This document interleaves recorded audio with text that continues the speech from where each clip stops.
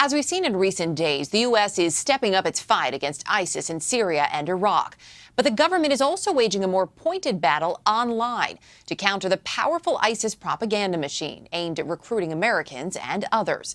It's a fight the U.S. has found it can't win alone, as we hear from NBC's Ayman Mohadeen. Authorities say all it took for Mohammed Dahlala and his wife, Jaylin Young, to connect with what they thought were ISIS militants abroad was a social media account. But as the Mississippi couple prepared to board a flight allegedly to join ISIS last weekend, the FBI was waiting. They are just two of the dozens of Americans and thousands around the world allegedly lured to ISIS through its slick online real-time propaganda. It's no longer the case that someone who's troubled needs to go find this propaganda and this motivation. It buzzes in their pocket. So there is a device, almost a devil on their shoulder all day long saying, kill, kill, kill, kill. On the battlefield online, the U.S. is now fighting an uphill war against ISIS with tweets and hashtags that promote tolerance and moderation, a positive alternative to the lethal ISIS message. Last month, the U.S. government and the United Arab Emirates launched the Sawab Center, an initiative trying to counter ISIS's plans to not only direct attacks, but to inspire them. What has been the biggest challenge in waging this battle for ideas? One of the biggest challenges is mobilizing these credible voices, these real voices in the Muslim world. It's not just governments taking the lead.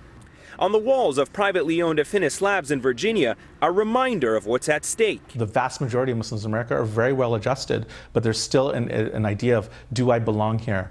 Is my identity respected and appreciated? And we believe that there's a space for companies to address that need. And we see Muslim entrepreneurs all over the place trying to do that. Here, they are investing in and developing apps that help young Muslims grapple with issues like identity and religion.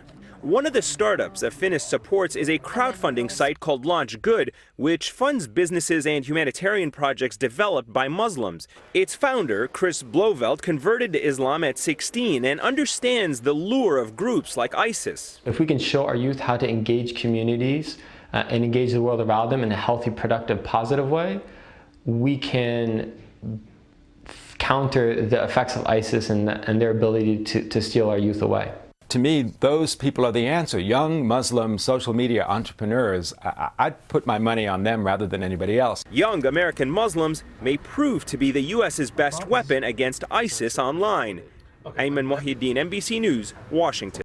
Hey, NBC News fans, thanks for checking out our YouTube channel. Subscribe by clicking on that button down here, and then click on any of the videos over here to watch the latest interviews, show highlights, and digital exclusives.